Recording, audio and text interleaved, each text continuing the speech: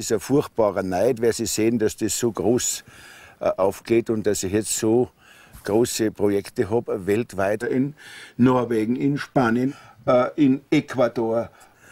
Also heute wirst dort empfangen als wie ein Staatsgast. Also das ist mir oft sogar peinlich.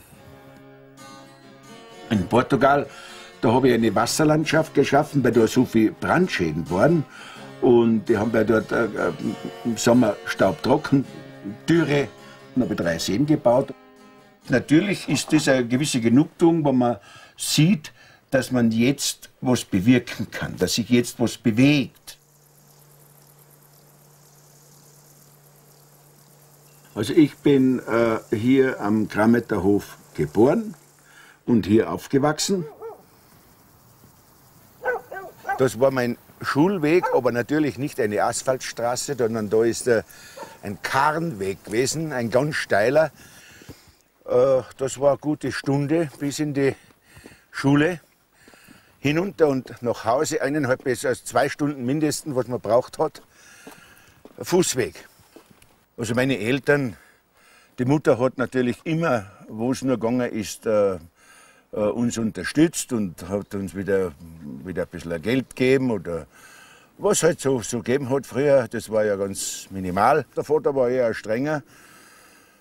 Aber er hat auch wieder seine ganz guten Seiten gehabt. Nur, du hast halt aber erst was machen, was leisten. Und was er angeschaffen hat, da hat es keinem einander stehen gegeben, sondern da hast du dich bewegen müssen. Da hast du halt arbeiten müssen. Nicht? Also das waren schon schwere Zeiten, das muss ich sagen. Das waren schon ziemlich harte Zeiten, das ging wirklich an die Grenze, was du leisten kannst. Das ist die Heike. Und die ist immer bei mir, wenn ich daheim bin, da macht er schon Mordstheater, wenn ich ankomme. Schon einen halben Tag vorher, bevor ich ankomme, wird der Hund schon ganz unruhig und läuft zum Tor und sucht, als ob er das kennt. Da bin aber ich noch im Flugzeug. Und wenn ich dann ankomme, dann bestürmt er mich. Dann hat er jault und hat er Freude. Auf dem Krametterhof leben jetzt ich und die Gattin. Er braucht es einfach. Er muss das in die Welt austragen. Ich glaube, das ist seine Aufgabe und für das muss man einfach Verständnis haben. Der Sohn bewirtschaftet ja schon die Landwirtschaft, ist also ein Bauer.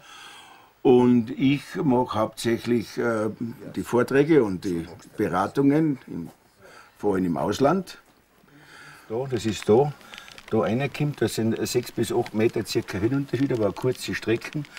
Und dann kann man von da die Seenlandschaft nachher gestalten. Mein Vater ist ein sehr zielstrebiger, energischer, ein selbstbewusster Mensch. Er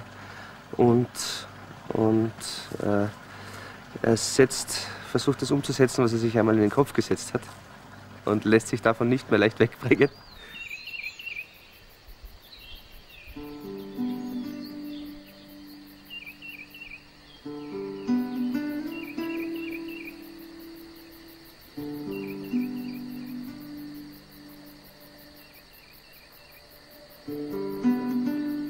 Bei mir ist das meiste im Traum entstanden und dann habe ich auf dem Nachttisch, auf dem Nachtkastel einen Block und einen Bleistift, weil der scheiß Kugelschreiber oft nicht angeht, gerade wenn du ihn brauchst. Und wenn ich wach werde, dann schreibe ich mir da die paar Zeilen auf, die wichtigsten.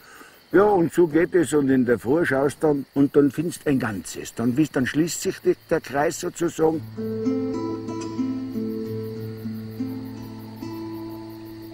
Das ist ein richtiger Kraftplatz.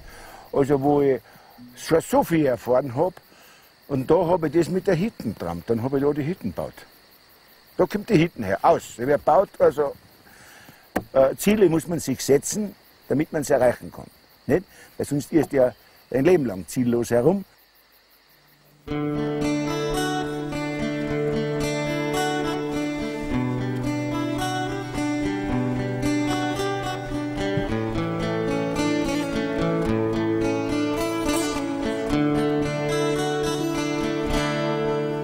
Brennnessel ist eine wunderbare Heilpflanze, also das ist eine der wichtigsten Heilpflanzen überhaupt. Ich esse die roh, aber in größerem Umfang auch, Brennnessel.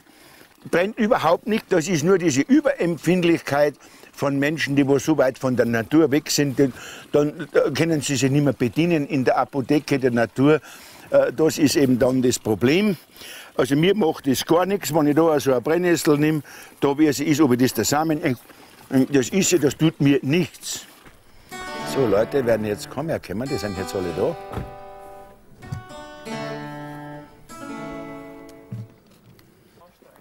Guten Morgen. Morgen. Die Leute, die da kommen, das sind alles Ausbildungsteilnehmer von unserer Ausbildung. Wir haben ja eine zweijährige und eine einjährige Ausbildung und da sind jetzt 28 Schüler oder Teilnehmer. Morgen, servus, die was diese Ausbildung zum holzerischen Permakulturpraktiker machen. Der Weg muss frei sein. Die Städter, ja, die stellen da mitten auf der Straße das Auto ab, doch, nicht? Da kommt ja niemand mehr vorbei. Weil sie auch Angst haben, wo es Steilhänge sind, ne?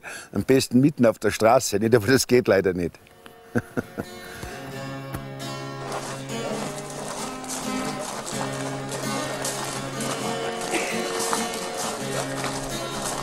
Touristen nehmen wir nicht, also wir nehmen nur besonders interessierte, naturverbundene Menschen, die was den Weg suchen, wieder zur Natur zu finden.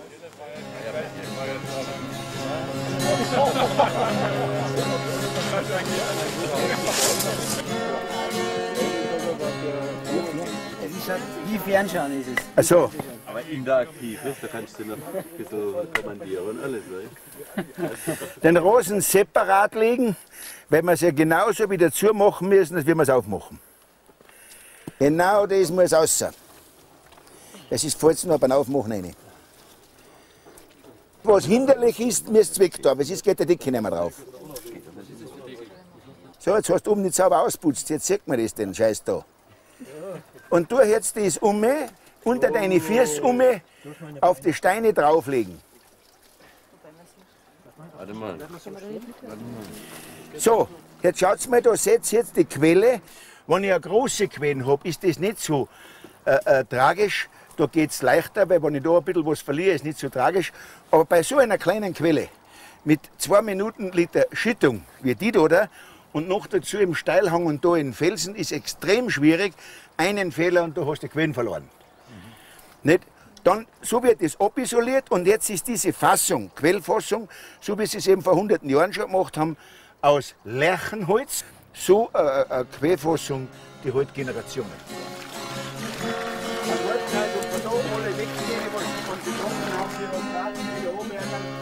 Was ich hier gelernt habe, ist, dass ich im Prinzip alle wichtigen Dinge, die vor 100 Jahren noch jeder normale Schüler kannte, überhaupt nicht mehr weiß. Das heißt, ich habe eigentlich festgestellt, dass ich überhaupt nichts weiß.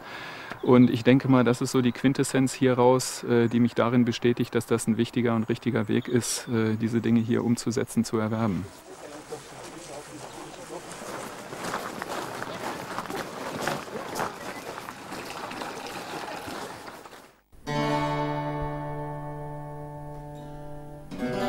Die Verblödung, dieses naturfremde Verhaltenleben ist schuld an den weltweiten Katastrophen. Weil ein paar wenige mit den Katastrophen viel Geld verdienen. Und solange man mit Katastrophen Geld verdienen kann, werden die Katastrophen nicht aufhören. Davon bin ich überzeugt.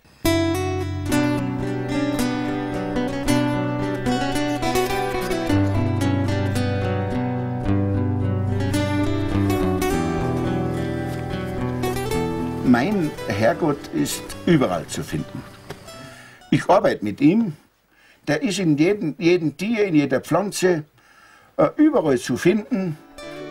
Oft halt sehr verborgen im Menschen. Und da muss man daran erinnern. Kannst du das so verantworten? Hast du dabei was gedacht, was du das magst? Nicht? Aber man muss es sagen. Man muss das sagen, was man sich denkt. Und das wird ganz groß belohnt, muss ich sagen, von der Natur.